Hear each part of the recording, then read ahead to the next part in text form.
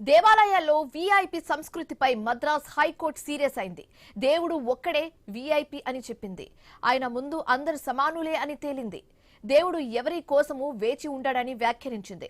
మంత్రులు, ఎమ్మెల్యేలు ఎప్పుడు పడితే అప్పుడు వెళ్లడానికి వీల్లేదంటూ మద్రాస్ హైకోర్టు స్పష్టం చేసింది. తదుపరి విచారణ 6 వారాల పాటు వాయిదా వేసింది. ఇదే అంశానికి సంబంధించి మరింత తాజా సమాచారం మా కరెస్పాండెంట్ గోపినాథ్ అందిస్తారు ఫోన్ ద్వారా. గోపినాథ్, శివాని, మొత్తం మీద అంటే హిందూ దేవాలయాల్లో ఈ విఐపి సంస్కృతి పైన మద్రాస్ హైకోర్టు సంచలన వ్యాఖ్యలు చేయడం జరిగింది. అంటే ఇప్పటికే దేవాలయాల్లో పెద్ద ఎత్తున సామాన్య భక్తులు వెళ్తూ ఉంటారు. అయితే ఆ సందర్భంలో రాజ్యాంగబద్ధంగా ఎన్నికైనటువంటి వాళ్ళు కావచ్చు, లేదా ఎమ్మెల్యేలని అక్కడ లోకల్ గా ఉన్నటువంటి ప్రజాప్రతినిధులు విఐపీల పేరుతో రకరకాలుగా ఆలయాల వద్దకు వెళ్లి నానా హడావుడి సృష్టిస్తూ ఉంటారు.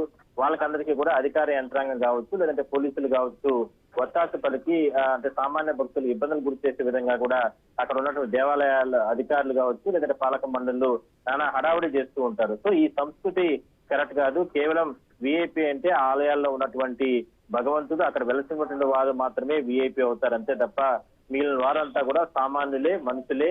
మరి ఆ రకంగా ఎందుకు ఈ కల్చర్ ని ఎందుకు తీసుకొస్తున్నారంటూ కూడా సంచలన వ్యాఖ్యలు చేయడం జరిగింది. ఈ సంస్కృతిని పూర్తి స్థాయిలో కూడా తొలగించాలి, లేదంటే దీనికి సంబంధించినటువంటి అంటే పూర్తి స్థాయిలో కూడా 6 వారాల్లో కూడా అంటే ఈ విచారణకు సంబంధించి 6 వారాల పాటు కూడా వాయిదా వేయడం జరిగింది. ఈ సంస్కృతిని ఎందుకు కొనసాగిస్తున్నారంటూ కూడా రకరకాలుగా కూడా కామెంట్స్ చేయడం జరిగింది. సో ఇది ఒక దేశవ్యాప్తంగా ఇది ఒక చర్చగానే మనం చెప్పుకోవచ్చు. మొత్తం మీద దీనిపైన మాత్రం 6 వారాల్లో ప్రభుత్వం వివరణ ఇచ్చే అవకాశం అయితే ఉంది.